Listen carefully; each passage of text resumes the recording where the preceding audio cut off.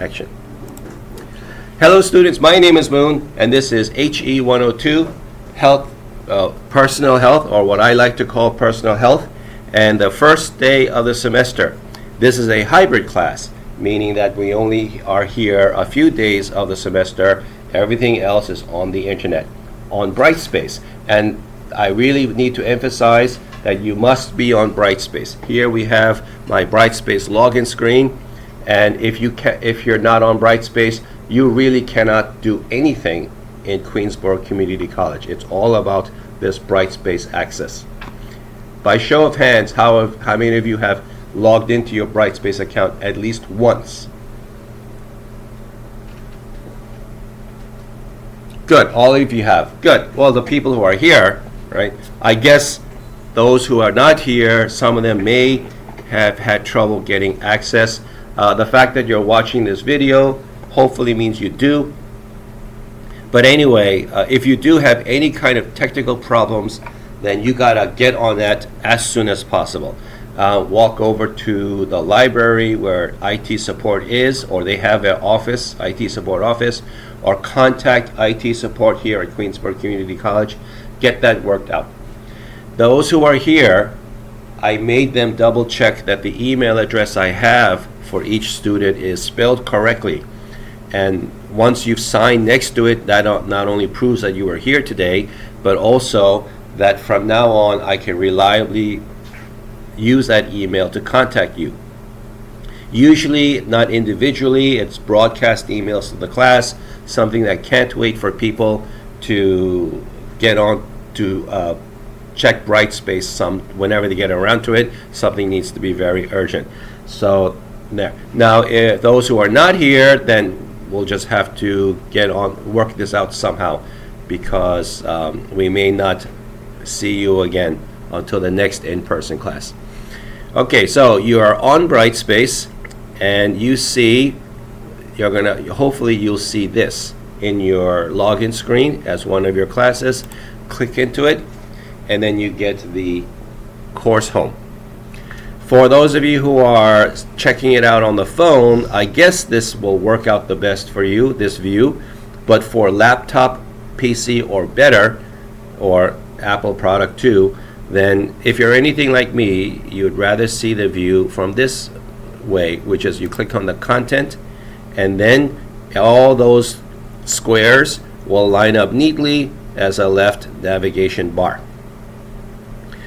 The one we want to focus on today, the module, is syllabus and schedule. So here it is, the syllabus and schedule. So let me click on that. And when you click on it, you get to view this. I recommend that you download this. You can click this and then download, because yes, having access to Brightspace is all very convenient. But what if one day you want to know what are we up to today, or are you supposed to come into class today or not, and you have no internet access for some strange reason? Then what are you going to do? But if you had a copy of this syllabus on your phone, and at home, then you can always bring up the file and look at it at your leisure, even without the internet. So let's get started with the syllabus. This is Health Behavior Society. This is your section PNT3. That's very important. Please remember that. Here we are in RFKG 208, and we meet 1:10 p.m. to 2:50. So we have 1 hour 40 minutes together. We're not always going to meet on Fridays, because this is a hybrid class. And to know which days you are supposed to be here and which days you don't have to, see the schedule at the bottom, and we'll jump to that. A little bit about me. I am a medical doctor, but I don't practice medicine. I teach 100% of the time. I much prefer it this way. I don't make as much money, but I have much less stress in my life, so I guess it works out. It balances out. I'm very happy with the setup I've got going. This is my email address. This is also very important. So between my email address and that you're in PNT3 are the two most important takeaways from today's lecture. I do have office hours, and I set a day and time that's officially my office hours, but I don't put it here because those official office hours is just for administrative filler. What's really going to happen is double check that now that you're here, double check that the email address for you is spelled correctly, and then sign next to it that it is correct. My real office hours, the real times when I'm available to talk to you, is any day, any time that works for both of us. So don't feel like you have to warp your home schedule to meet mine. Just send me an email saying you would like to meet with me in person, and I will reply and say, okay, pick a day and time. And then if you pick something that I am pre-committed to somewhere else, then we'll just go back and forth until we find a day and time that works for both of us. So it's okay. This is not my office, this is the department office, because I do have a little room here in this building, but I'm almost never there. Whenever I'm on campus, I'm actually lecturing somewhere or getting some stuff done or in the bathroom or something. So I would rather not tell you what my office number is, because you would be, somebody's going to show up unannounced and wait outside my door for hours and hours, and then finally somebody figures out that I'm actually not on campus that day. How do you make sure I'm on campus to meet you? Email me in advance. This is not my telephone. My telephone in my office is not going to be picked up because I'm almost never there. So this is the phone number to the main office. And what do you do if you call this number? They're going to say, I don't know how to help you, but here is Dr. Moon's office number. And you call that number, and then all you're going to get is an answering machine that's saying, I'm not here, please email me. So we're back to the email. And when you email me, I need you to tell me that you are in He102 section PNT3. You have to say both of them, He102 PNT3 in the email. The reason why is I'm teaching 6 classes this semester. It's an overload schedule for me. And if you say, hey, Prof, in the email, hi, Prof, and there's no subject or something, random subject, like, can somebody close the door? Just pop the door stop and close it. This is the department, HPED, Health, Physical Education, and Dance. So what you hear across the hallway is the dance class. Where was I? The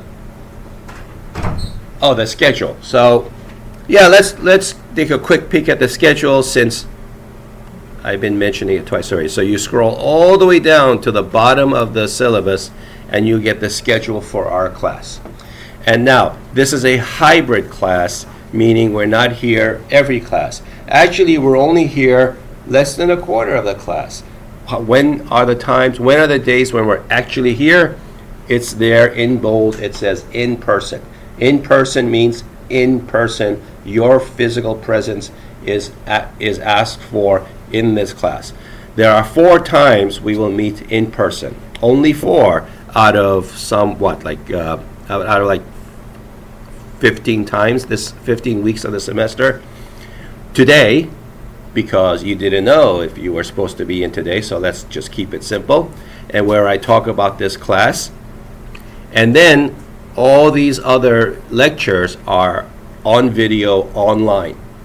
They are pre-recorded videos online that you can, and the links are in Brightspace, so you can go to that video, watch it at your leisure, at your own time, whenever you feel like it, whenever you get around to it, at your own speed. You can pause, you can take a break, whatever, just whenever you get around to finishing the video. And then we will meet again on February 27 to review for the midterm exam, which is the following week. You do not have to be here for the midterm exam because all tests and quizzes are online on Brightspace. So you can take it whenever you feel like it. It is published on March 6th, and it'll be due by March 13th. So you will have 1 week to do it. and it is due by 11 p.m. Similarly, we're going to, and then you go off and then do your own thing. Sir, I'm really sorry. I was in the wrong class whole time. Oh, you're supposed to be in another 102 I class? don't got no class. I'm gonna go home. Okay, Yeah, sorry about that. all right. So you're confirming that you're not in this class? Yeah, I just looked at my schedule. I forgot me and my advisor, we had like swapped around my schedule. Oh, okay. Yeah, so have a good day, my friend. All right, bye-bye. Okay, well, that makes sense, because well, this is a maxed out class. This class is completely full. I did not authorize a over tally, and then she showed up. Okay, so right, so after the first midterm exam, that whole week, March 6th to March 13th, we have no class. March 7 to March 13, we don't have class here. Just stay home or do whatever else you need to do, but get rested, well fed, well prepared for the exam, take it online, and then that's the week. And then we come back again, March 27. Why so far away? There's a bunch of holidays in between. Anyway, but actually we don't come back. Those are online lectures. And then we come back actually in person on April 10 for the next exam review for midterm exam 2, which is the 17th, published on the 17th, due by the 24th. And then you go back doing your own thing, watching my videos whenever you get around to it. And then on May 15, which is like the last class day in this college, May 15, is the in-class review for the final exam. And then you take your final exam online, and we're done for the course. So why are we doing it this way? Because this information, this is an introductory level survey class, which is like we're going to talk about all kinds of different things about related to personal health in the United States. And so there isn't really that much interaction. There's no skills to do. There's no actual group with group interaction that's really necessary to teach a course like this. I pretty much talk about the different aspects of health in people's lives in this country, and then you check. We test you to see if you got it. This time I'm going to prop the door. I want to check if your email address is spelled correctly and it's signed if it is.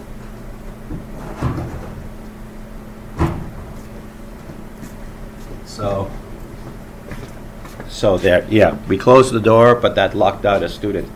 Okay, so you're looking for a pen?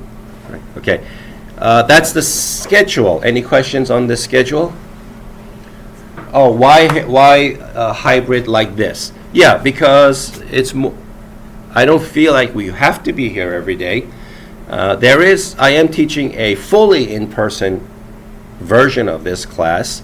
So they get a little extra out of it, but in exchange, you get to stay home. So hopefully you appreciate that. This is a community college. Our students, our faculty, we have lives, we have other things we need to do. So this class is maximized for flexibility. You get the information anyway. You learn the things anyway. I'm available for in the 4 days we talk together, but then outside I'm available for emails, and then if you need to talk to me in person, I'm available for that. So let's go all the way back to the top. Well, let me just check. Today we had to meet together. When is the next time we meet together? Say it out loud. February 27. All right, you guys got it. I'm going to test you on this informally when I'm done here. Okay, so I'll go all the way back to the top. So the course description is why you registered for this class. You saw the course description and said, hey, that's the kind of class for me. Or maybe your college advisor said you have to take this class. and then you ended up here. But this is the stuff we're going to talk about, or, yeah. Okay, so the best way to reach me is by email, like I said, and I promise to reply to you within 24 hours of the email. Either I'll get you the answer you're looking for, or I'll say, yeah, I saw your email, but I'm working on it, so please stand by. If I don't reply at all, it proves that I'm human, that I'm not an artificial intelligence running this class, that I made a mistake. Because emails, emails pour through our inbox like a flood, and sometimes my eyes miss it, and my eyes are only getting older. So what do? Wait 24 hours and then email me again, and I promise I will not get offended. It's okay. Just remind me, and when I see that one, hopefully, then I'll realize, oh yeah, right, there it is, and I'll apologize, and then again I'll say, I'll either get the answer to you or tell you that I'm still working on it. When you email me, you have to say you are at He102, and you have to say you're at PNT3. Because if you just email me out of nowhere, subject line has nothing in it, and you say, hi teacher, I'm John Smith, I need to talk to you about my grades. And I'm going to think, which John Smith? Because I'm teaching 6 classes. And then instead, if you say, hi, I'm in your health class. They're all health classes. I'm teaching 6 health classes. And if you say, I'm John Smith, I'm in HE102, I'm going to say, which HE102? Right? See where we're getting at? Now, if you can say, look, do your job. Find me in your class list and look up the answer for me. Okay, so that's going to take a bit because now I have to go through every roster, but it would just make the world easier for both of us if you tell me, I'm John Smith, I'm in HE102 PNT3, I want to talk about my grades. Now, I usually have my Brightspace open. I'll just zero into this class's Brightspace page, and there you are. Almost within a second, I bring up the appropriate file, and there you are. See, so help me help you by smoothing this entire process by telling me you're in HE102 PNT3. Especially this semester, just saying PNT3 is not enough because I have 2 separate classes that are section PNT3. So if you just say I'm John Smith PNT3, again I'm going to go which PNT3 because I'm teaching 2 classes like that. So does that make you feel like just a number, like a box on an assembly line or something like that? I'm sorry, but I have like 150 students total, and I have to have some organization here or this whole system will collapse in chaos. Were you able to find a pen? So come up and double check. Oh, you did that already? Good.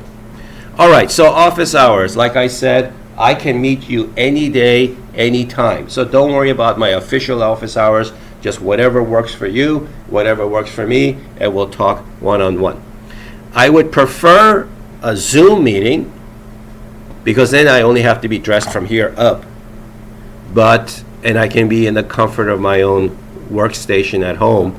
But if for some reason you would much rather discuss something face-to-face, then okay, I'll come into campus or I'll stay on campus. Like the best, most convenient time for me is 12 to 1, Thursday, Friday. Don't write that down though. Just find a time that's most convenient for you and then tell me you would rather meet then. Because that's my job, to work around your schedule and to help you do the best you can in this class. So whatever time, as long as I'm not pre-committed somewhere else, I will happily meet you. So we can then go to my office, have a private conversation, or it doesn't have to be private, just face-to-face. We can talk in the main office or the lounge area upstairs, the main foyer area. What if, because of your work schedule and your family schedule and your medical situation, you have to meet me? The only time you have available to talk is 5 a.m. on a Saturday morning.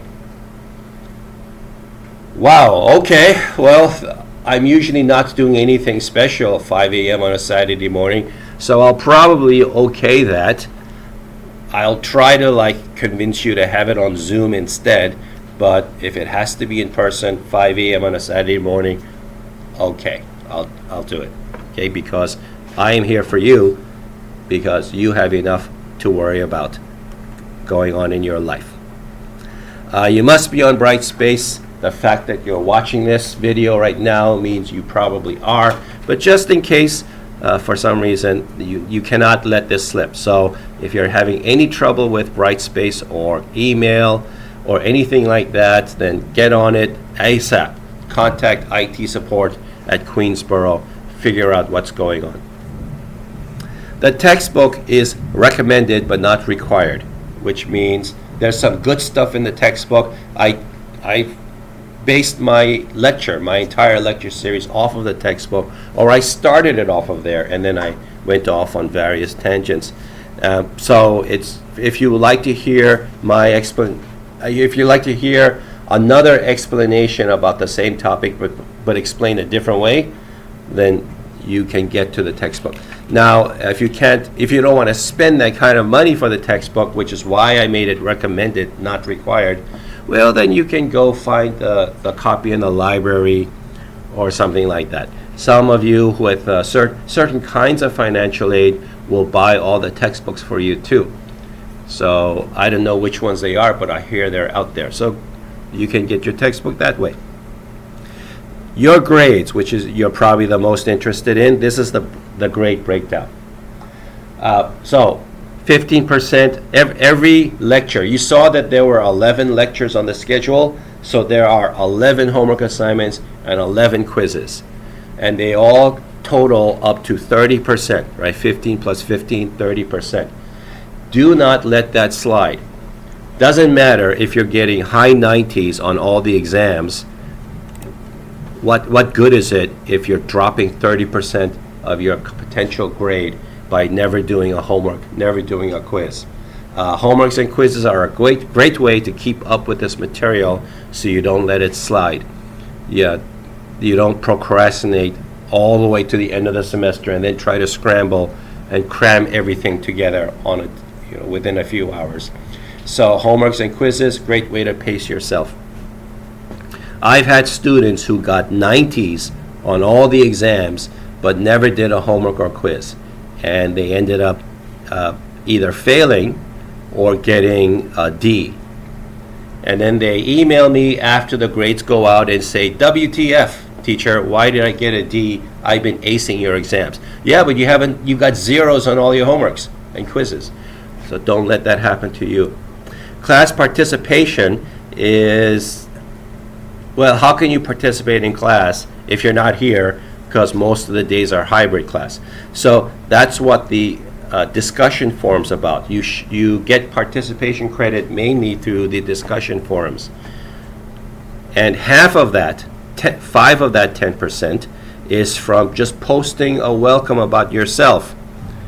So what is this discussion forum I'm speaking of? So go back to Brightspace, and then go to your class, which is 102 PNT3, and then click into it.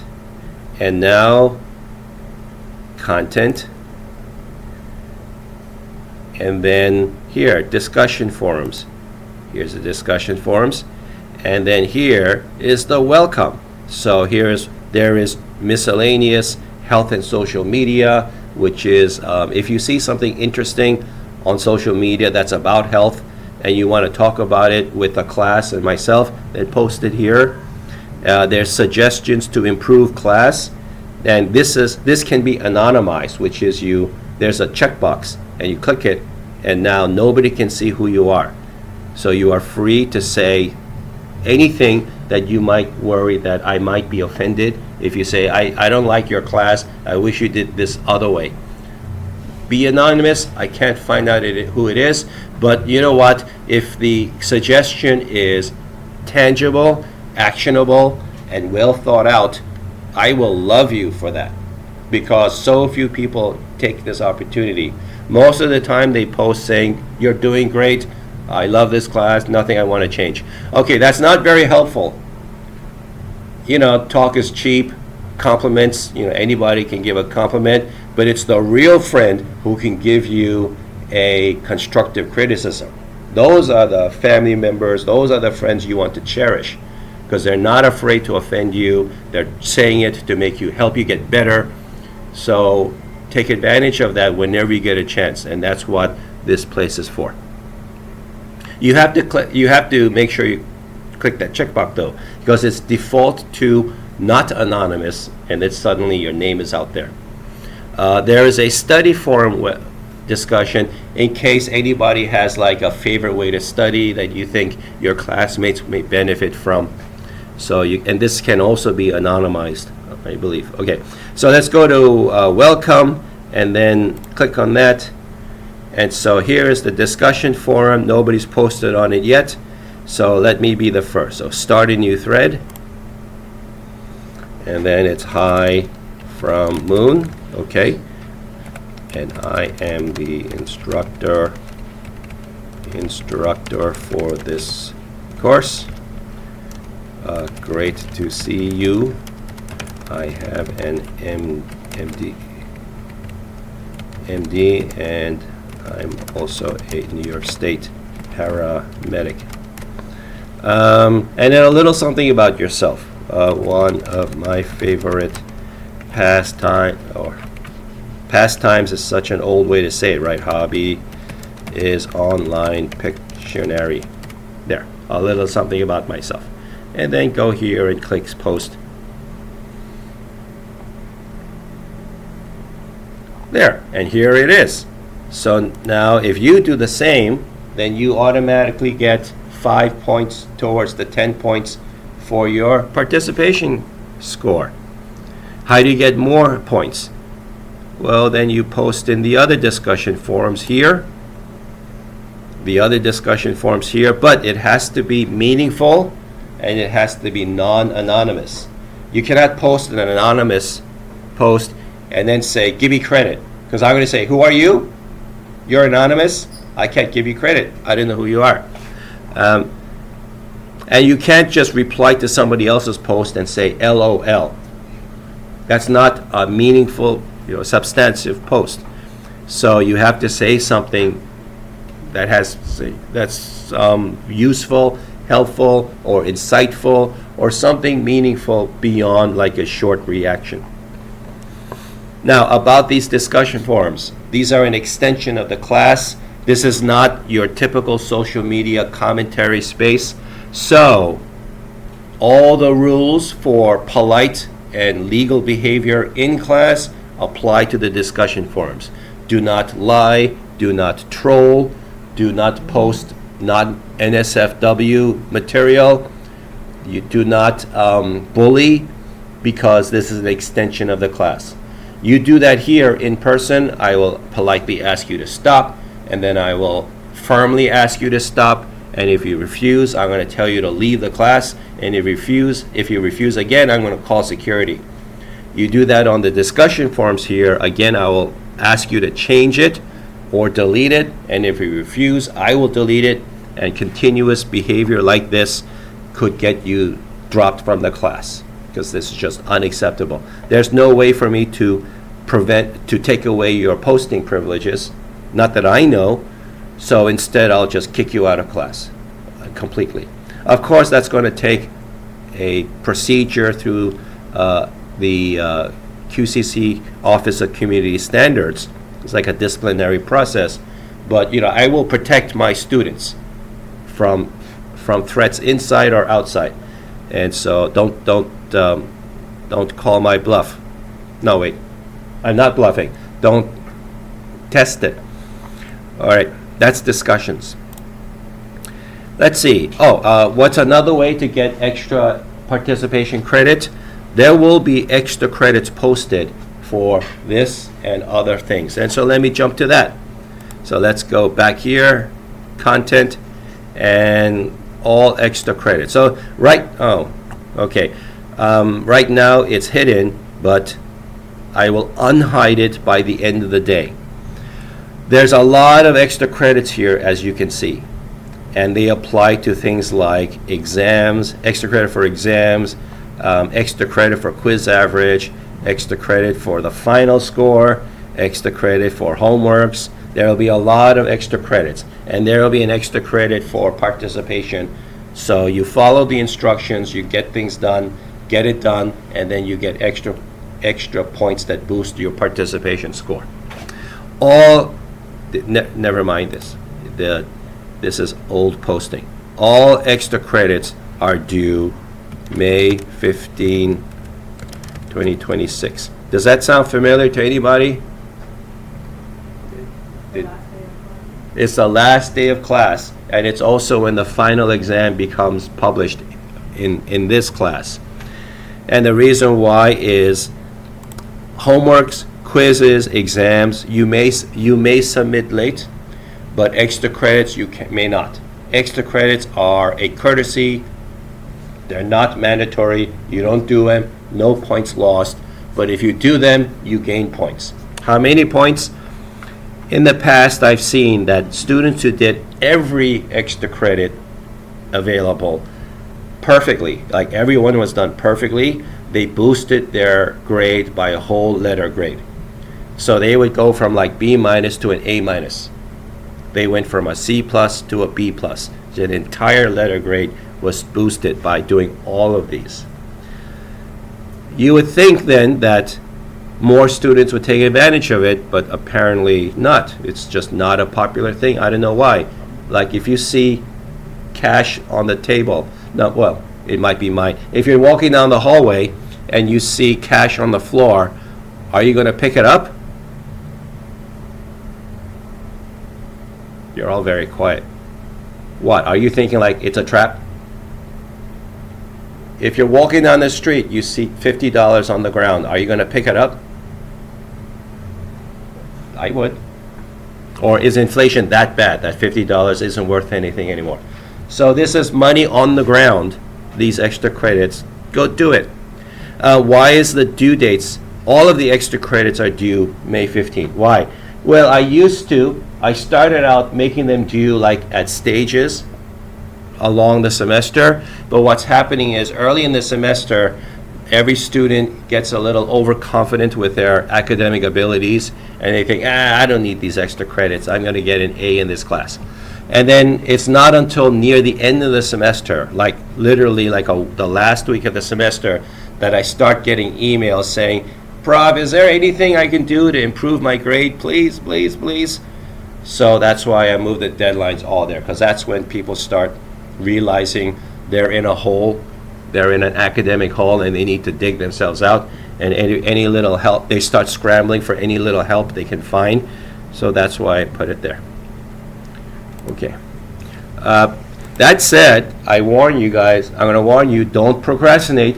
When an extra credit does get published, you really should do it as soon as you can, because if you keep procrastinating on the extra credits, a common situation that people find themselves in at the last week of the semester is that they're just too busy to do it. They are busy. They are so swamped with final projects in other classes and studying for their other classes.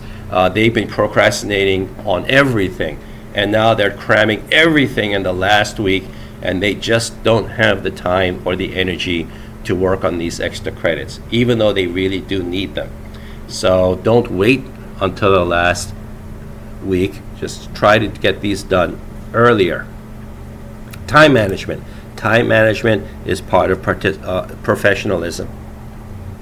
Attendance. So how does this work? Well, actually, I've been told, I'm not a lawyer, I'm not that senior in this college, but I've been told that CUNY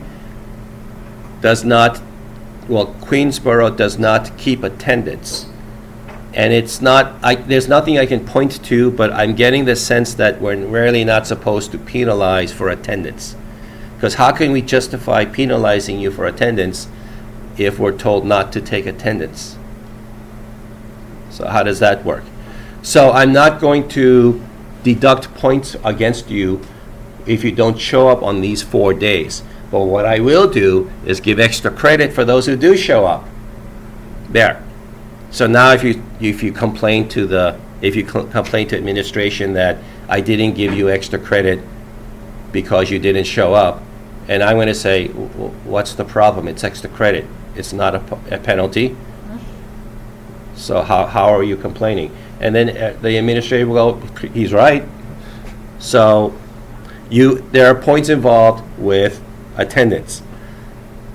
It's not deducted for absences, but it's extra if you do show up. So what does that make it? A tax or a tariff? It's a matter of semantics, right? All right. Now, how do you get these attendance points? Well, at 1:10 exactly, I'm going to start calling out attendance, and whoever's here will get marked here.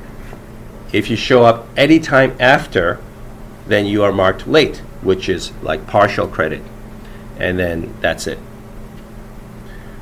It's extra credit for participation. That's one of the participation extra credits, by the way. Okay, so homeworks and quizzes are due almost every week. So there are 11 lectures total, and each one has a homework and quiz due the following Friday. So we meet, the homeworks and quizzes are published on a Friday, and then they're due 7 days later, that next Friday, 11 p.m. You have 6.5 days to work on it. Homeworks. They are essay, usually 5 or 10 questions. They usually total 10 points per homework. And mostly these questions are like reflection questions. It's not about show me how you would do this, because there's very little calculations going on. This is not a skills class. You're not learning how to be a healthcare provider or learning how to be this or that. You're just learning what's out there. So I'm going to tell you what's out there, and then I'm going to ask you, how do you feel about it? What's your opinion? Did you think that was a good idea? Is there a better way to do this? How did you experience this aspect of healthcare on yourself or with your own friends and family or in your home neighborhood?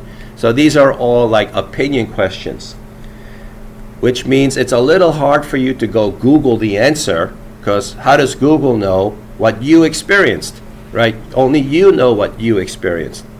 Anyway, that's mostly what those questions are about. There may be a very few definition questions, which I know you will jump to Google and not learn off of my lecture. That's how people work.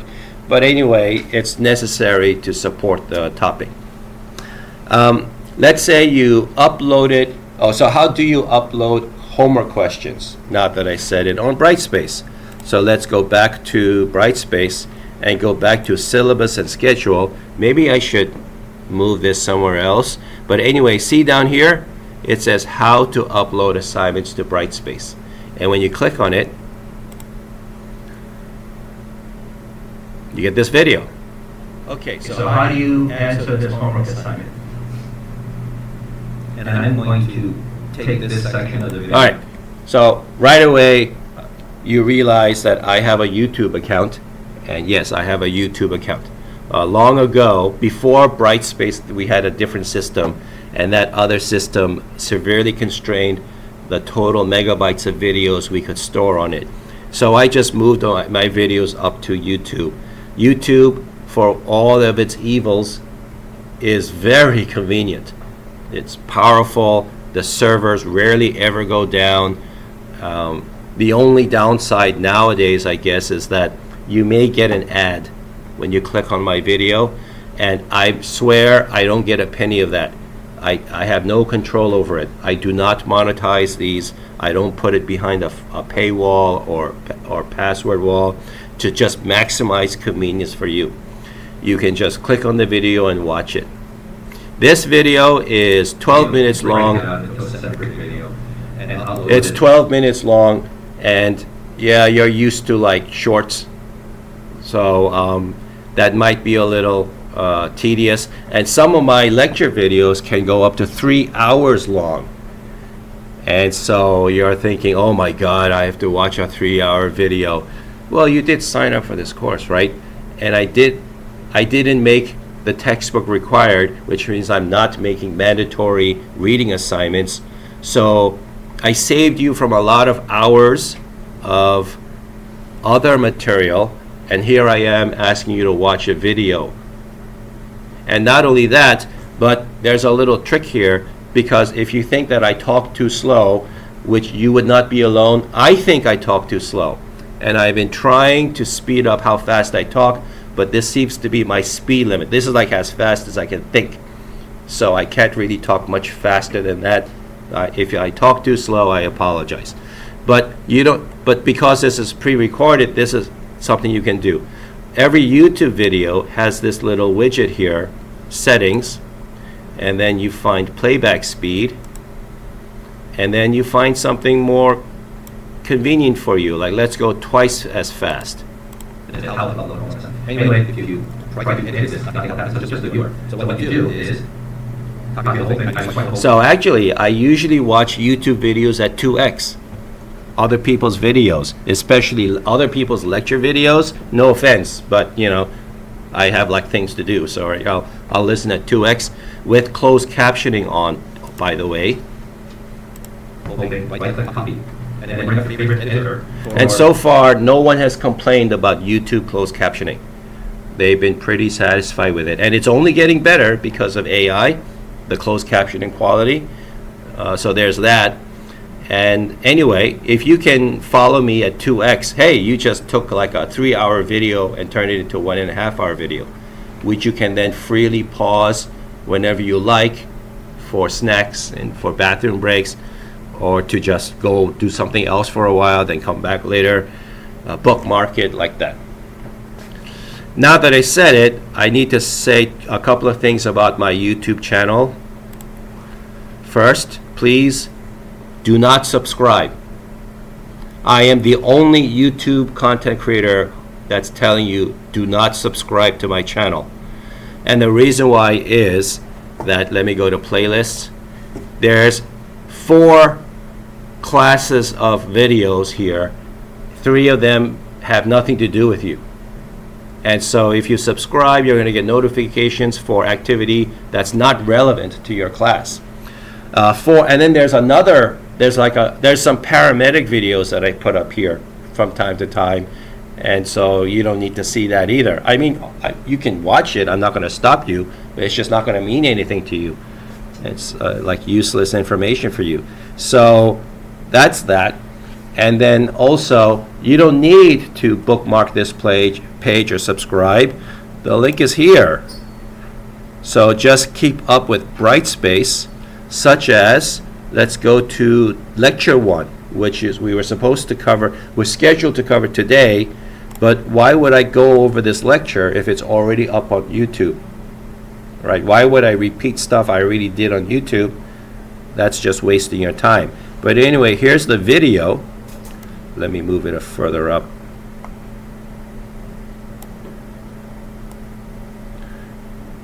Here, so here's the video for it. Click on that. This is He102. So this is and this is your. This is 1 hour video, but again, you can cut it down to 30 minutes if you want at 2x speed. So why even waste a couple of bits of information on your browser to bookmark this page and subscribe when you can just get the link from the Brightspace? Okay, so we're done with the YouTube channel. Let's go back to this one. So anyway, oh yeah, how to upload Brightspace. I mean homework to Brightspace. So that's that. But since we got you, let me do this very quickly. Give you the fastest or the quickest summary. Let me switch to learner view. This is how you see it as a student. Let me go to lecture 1 today, and then go to homework. So let's say I'm going to change the due date. It's wrong. Homework 1 here. So what you do is you look at the instructions, you click on this file, the file comes up, and then here is how to answer homework 1 questions. 5 questions, 2 points each. Why is it text file? Why can't I make it pretty with a PDF, Microsoft Word or something like that? Long ago, somebody complained they couldn't see PDF. So I said, fine, I'll make it text. And then I've been keeping it that way the whole time. I'm really not into visual appearances, visual style, artistry. Even though I just said I like Pictionary, that's a totally different kind of thing. So as long as the information gets across, that's all I really care about. I'm not really out to impress you with minimal artistic presentation. So you answer but you can't type here. This is not an editor screen, it's just a display screen. So what you do is you copy the whole thing, copy, and then you go to your favorite editor, whatever that is, paste, and then answer the questions, and then save your work. Save early, save often. You never know if you have a sudden computer crash and you lose everything you haven't saved yet. But anyway, when you're ready now, you have this folder, you have this file. You scroll down, you see these dotted lines here. So you click and drag your file inside the dotted box, and it's gonna, and then a blue button will appear down here saying submit. So you click submit, and then that should be it. And you get an email from Brightspace automatically saying you have successfully submitted this assignment. Don't end it there. What happens now is occasionally, like 1% of the time, when I go through the submissions to grade them, somebody's is going to come up completely scrambled, garbled somehow, or the formatting is all screwed up, it's all over the place, and I just give it a 0. So I can't read this, and I give it a 0. And then the student emails me back saying, I don't understand, it looked good when I uploaded it, and it's something that Brightspace may have done to you. So what happens is, what you should do is, after you get the email notification that successful upload, go back to the Brightspace account. Go to the class, click on grades. It's my grades this time, and then you'll see, let's say it was homework 1. So then by that time, you'll get a little blue link somewhere along this line, and you click on it, and you're able to view your submission after upload. And you can look through it and make sure it looks the same as you expected. There were no surprises. That's a kind of like proofreading your work. Another aspect of professionalism, to double check your materials just before you present it to the client. When you are a professional, it's always a good habit to have. It avoids embarrassment. It avoids making you look incompetent in front of the client. Right, so that's homework. So what if you did upload and then you notice a mistake? You notice that you forgot to answer one of the questions, which can happen sometimes. What do you do now? Well, resubmit it. It's okay. Then when I come to grade it, I'll see 2 postings. One of them will get a 6 out of 10. The other one gets a 8 out of 10 because you corrected it. And guess what? I'm only going to keep the 8 out of 10. Only the highest score will count towards your homework average. You may upload this an infinite number of times, always correcting, always making it better. What happens if after the due date you lose a few points because you did something wrong or disagreed with the way you did it, or you misread the instructions and so you get a low score? then can you resubmit it? Absolutely. I want you to do well. I'm not here to get you. I'm not here to hurt you. I want you to learn from this. So if you can rewrite it the way I told you, or the way I explained to you with my comments, and then you re-upload it, then maybe you can improve your score. You probably will improve your score. But since it's after the due date, late penalty will apply. So when is it worth your effort to re-upload it after? Let's say if you get an 8 out of 10 or worse, then it's probably worth redoing, because then you re-upload it. Let's say you kind of got what I was trying to say, and now your score goes up to 9 out of 10. I'm sorry, your score goes up to 10 out of 10. But because it's late now, there's a 10% lateness penalty. It drops a point to 9. 9 out of 10 is still better than 8 out of 10, so it was still worth your effort to try. So I'm saying that at 8 out of 10 or worse, it's worth it for you to work on it, resubmit it, even after the due date, because you can at least improve your score that way. At 9 out of 10, it's kind of not worth the effort anymore, right? Because if you re-upload it and you get a perfect 10 out of 10, but then you lose a point because of the late penalty, so you're back to 9 anyway. So it's like 9 to 9. Like, why did you do this? Okay. Tests, which when I say tests, I mean both quizzes and exams, and they are all online. Asynchronous means do it whenever you want. But once you start a test, it has to finish right there and then. You cannot pause, go away for 2 days, come back. Because if you log off or get disconnected, internet issues, then the Brightspace will think you officially ended the test. Let's say you are only 3 questions into a 10-question quiz, and then your little brother pulls out the router's power cord, and you lose your internet connection. So you you scream at your brother, replug the router back in, get the Wi-Fi back up, log back in, and it's going to see that you got a 3 out of 10. So what are you supposed to do? Well, I'm going to set it up so that every quiz and exam you may attempt 3 times. And what you do is you start it up again. You make a second attempt at the test.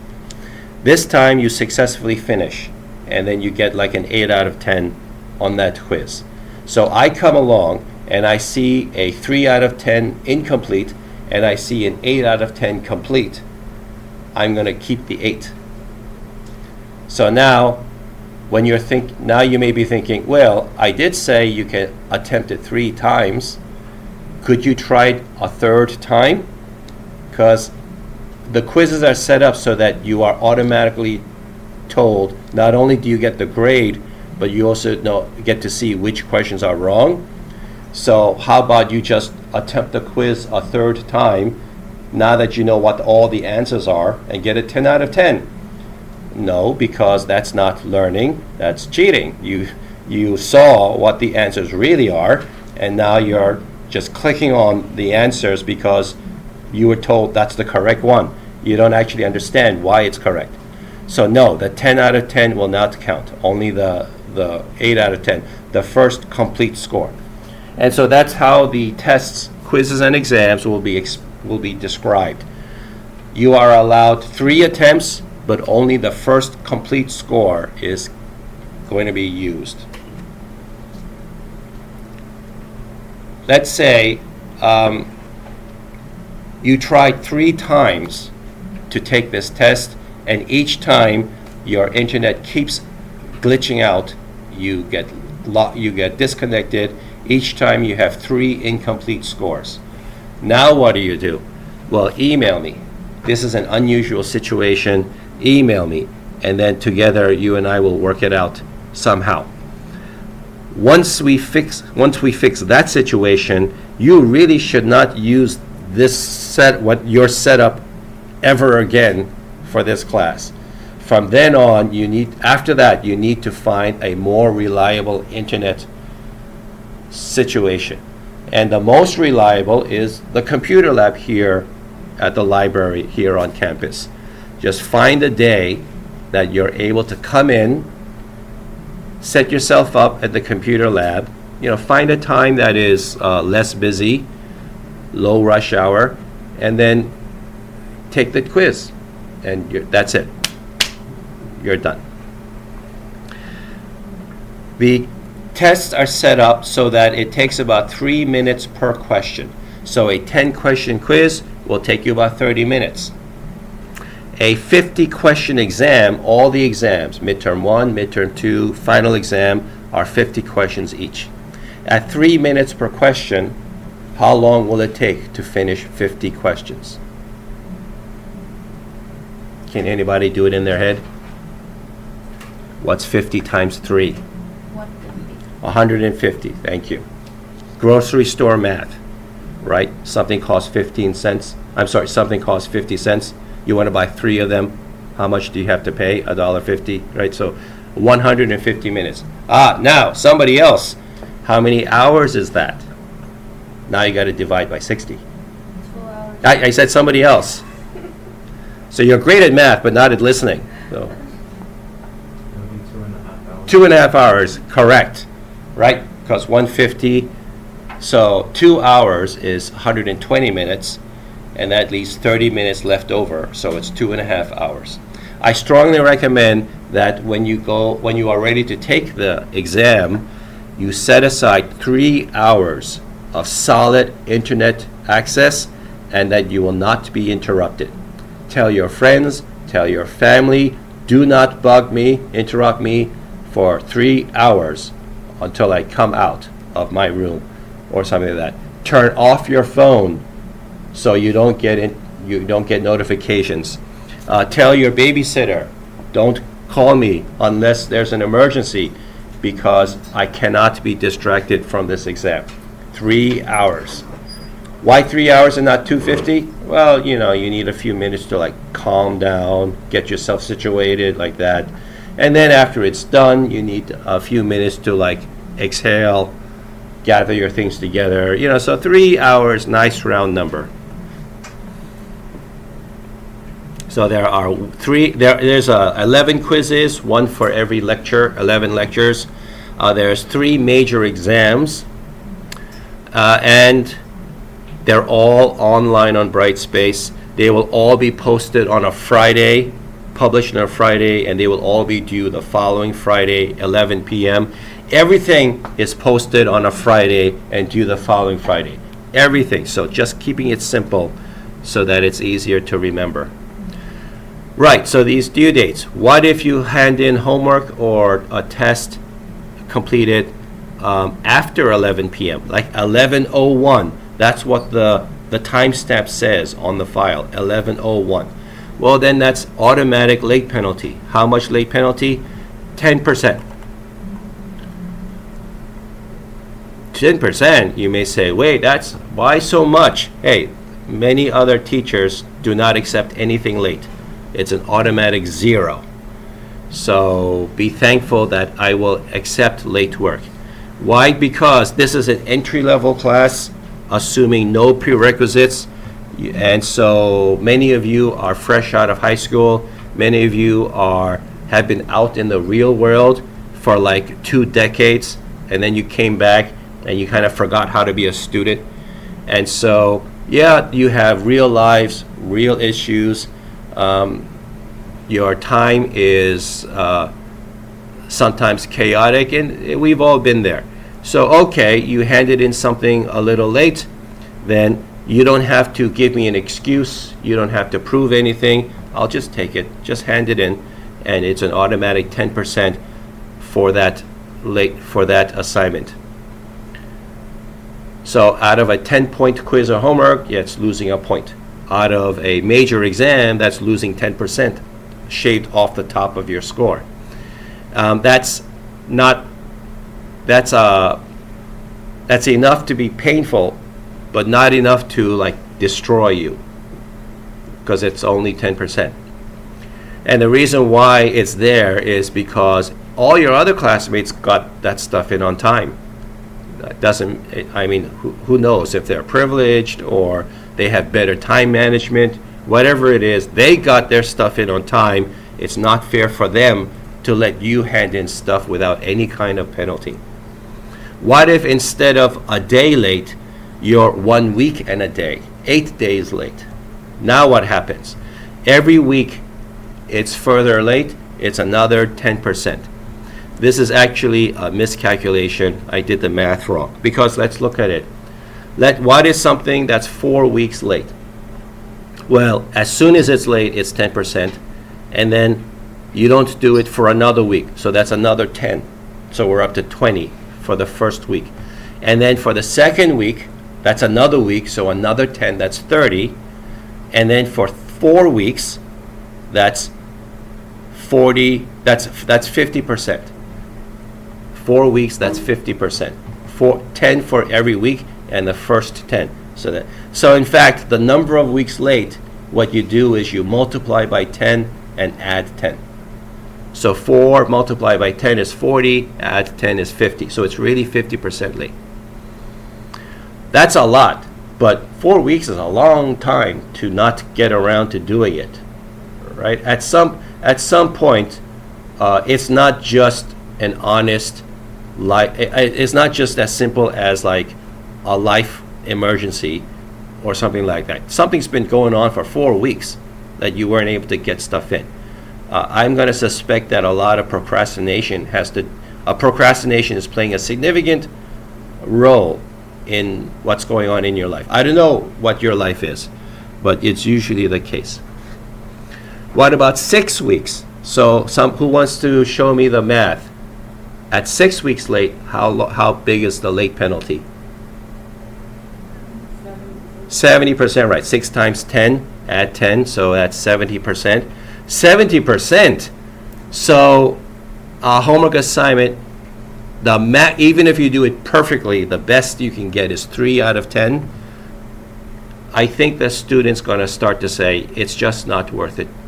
And I don't want them to feel that way. I want them to think there's still a few points left to get if you get it in at all. So what I'm going to do is set a max penalty of 50%. So week after week, the penalty rises until it reaches 50, and then it stays there all the way to the end of the course. The week before the final exam, if you hand in homework number 1, that's like 11 weeks later, there's only a 50% late penalty. It's still worth doing, and that's what I want you to do. That's what I want to happen. You see that it's still worth doing because I want you to do it. I want you to get the learning experience out of doing that assignment. So max set at 50%. And you may say 5 out of 10 is such a small number, it's not worth it at the individual level. But that could be the case, but for many students in this situation at the end of the semester, they've missed a lot of homeworks, like several. And if they all were left at 0 each, that really drops their score by a lot, by an actual letter level. And like that kid I talked about at the beginning, who never did a single homework assignment, they turned that A into a D.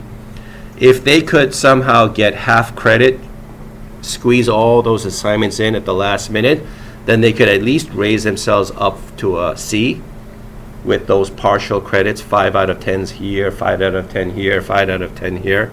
So that's why I make this system set up like this. I think I'm the only instructor in the history of teaching to do this. I'm gonna risk being proud of myself for inventing this system. If you know of somebody else who's doing this, either I'm not as original as I thought, or maybe they stole my idea, because I've been trying to tell other teachers about this system. What if you email me at 10:50 p.m. on the Friday, something is due, and say, hey, teacher, I'm sorry, but my dog ate my charger and my laptop ran out of battery. Can I get an extension? And I'm going to say, you've had 7 days to work on this, and you're trying to upload it now at less than 10 minutes left before it's due. Sounds like a time management issue for you. And no, I'm not going to give you an extension. Time management is an important part of professionalism. And so you need, even though you're a beginner student, it's your first year at Queensborough, you need to learn these things. And nothing is better to teach something than a little pain. So I'm going to say, take the 10% hit, learn from this experience, don't do it again. Next time, try to do your assignments and tests a couple of days in advance, as soon as you can in advance, but not too soon, because you need time to think about it, to study, to work on it, compose your answers, and then upload it. So like 2 or 3 days in advance. That way, if you do have a technical problem, you still have time to run over to your friend's computer or come up to the computer lab and then upload it well before the due date. So this should not be an issue.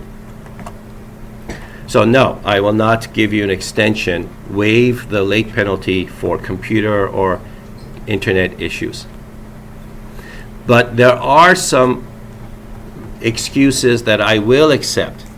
For example, did you know that it's illegal for an employer to punish their employee for going to jury duty? If somebody gets a summons to go to jury duty, then they have to go. It's the law.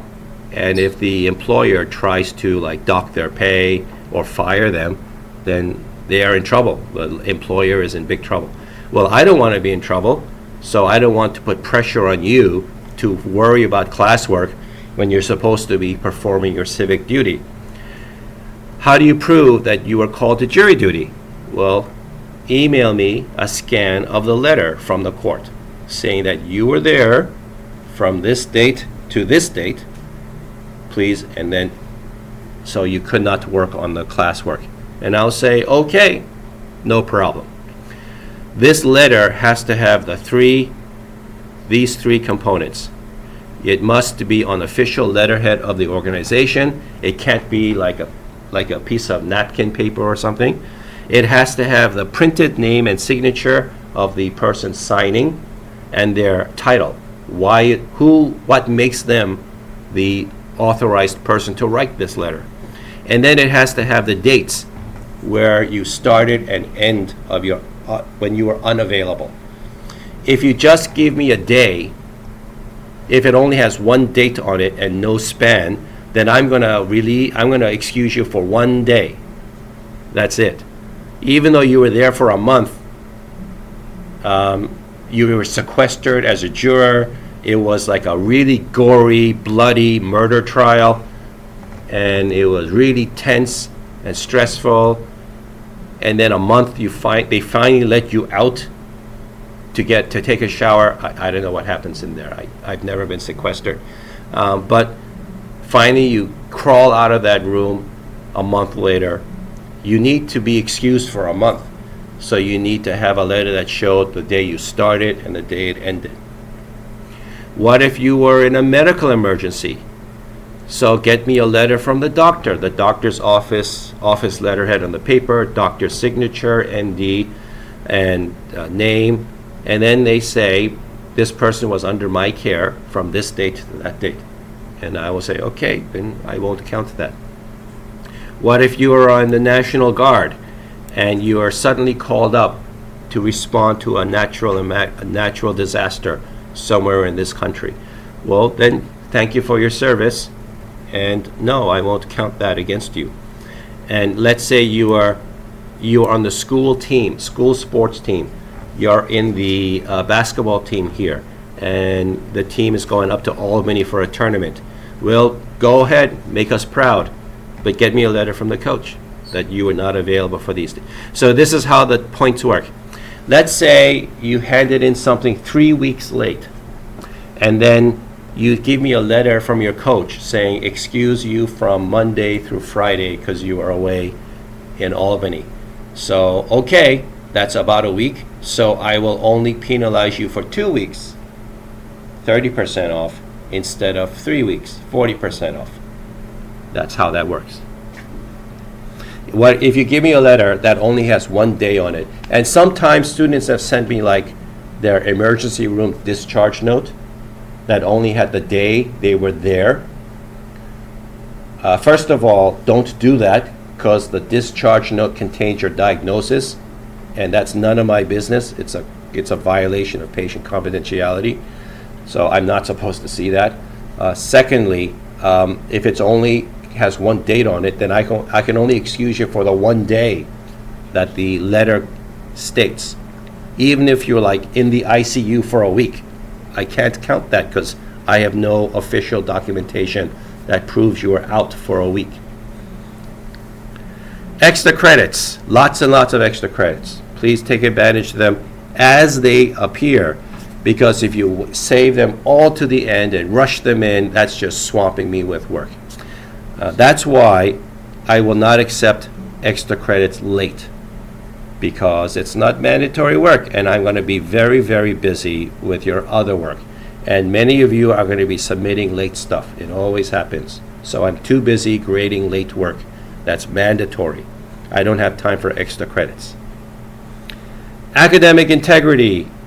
Don't lie, steal, cheat. Don't plagiarize. Plagiarize means claiming somebody else's work as your own. If you copy and paste a paragraph from somebody else's write-up, somebody else's paper or journal or magazine into your answer, what are you supposed to do?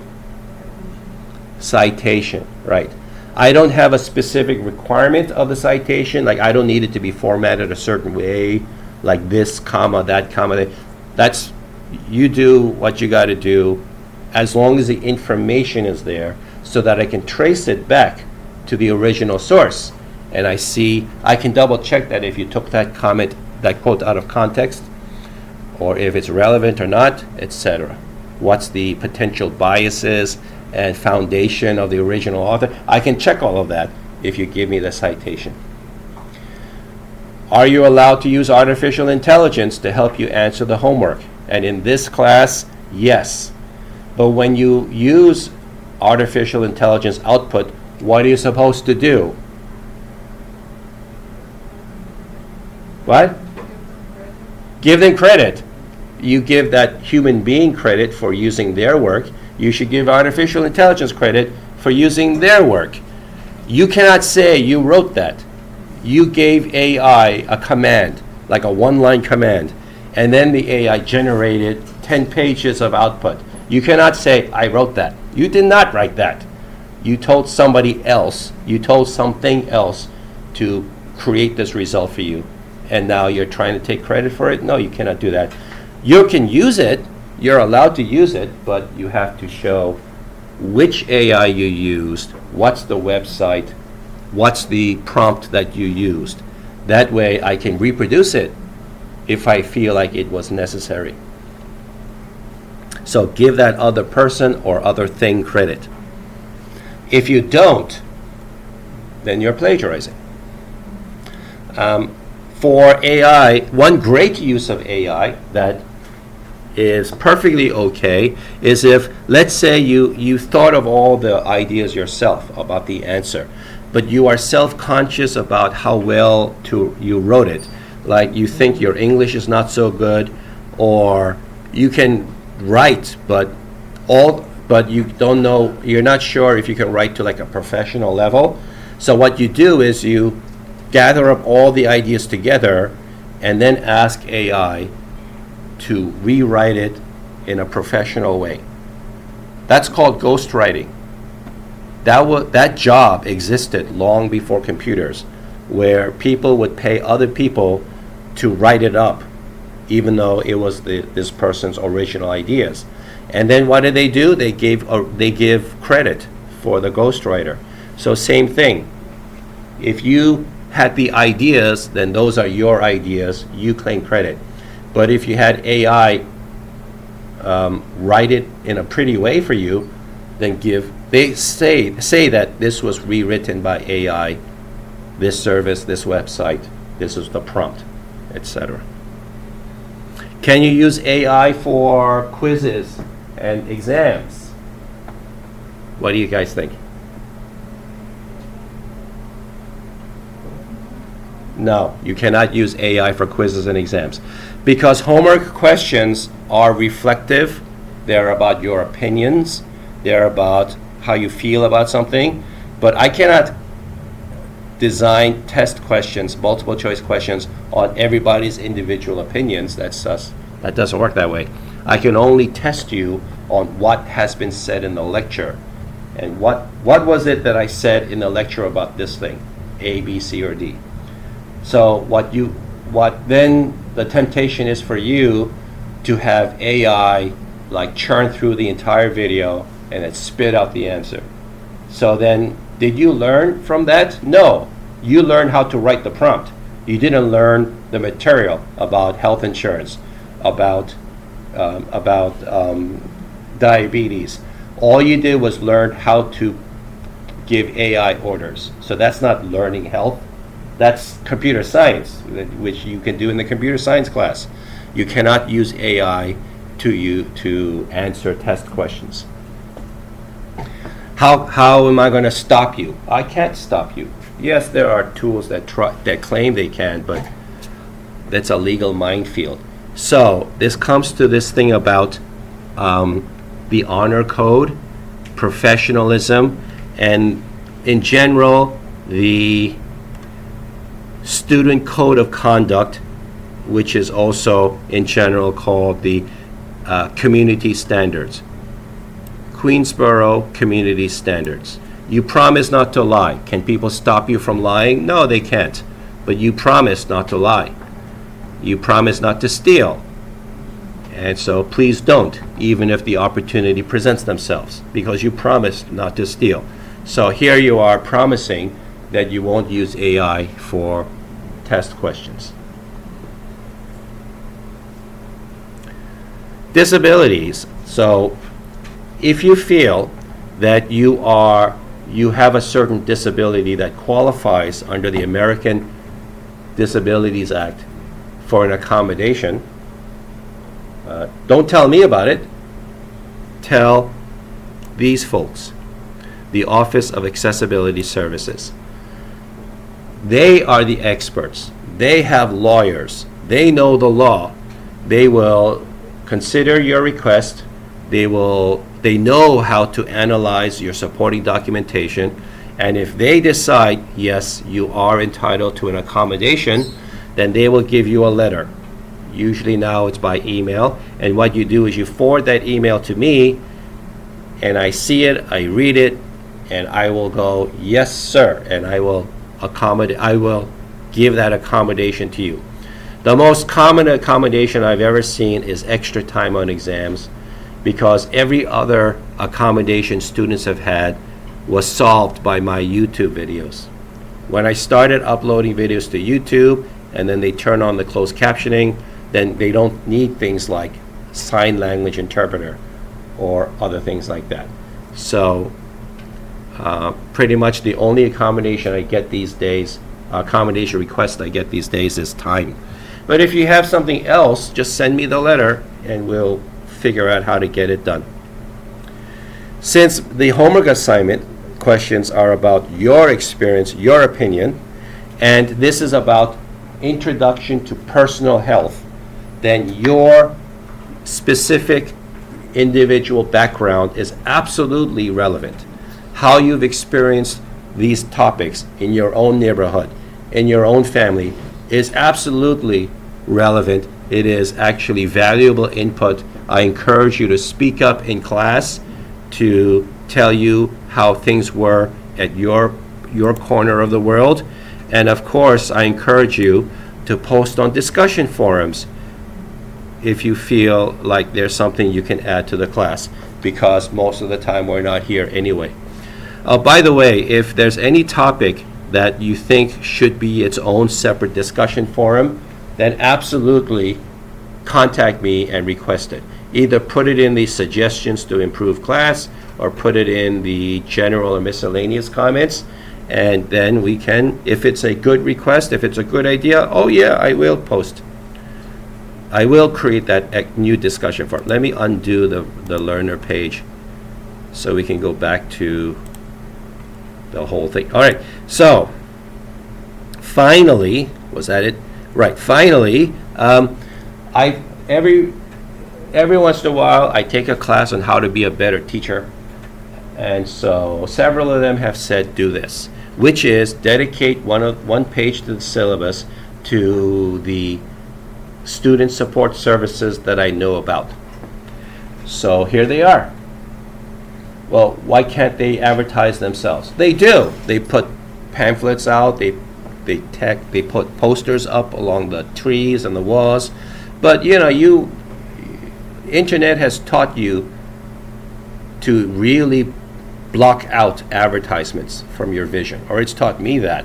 So I guess these brochures and posters don't get seen. They send out emails, but then it gets lost in the flood of emails that everybody gets every day.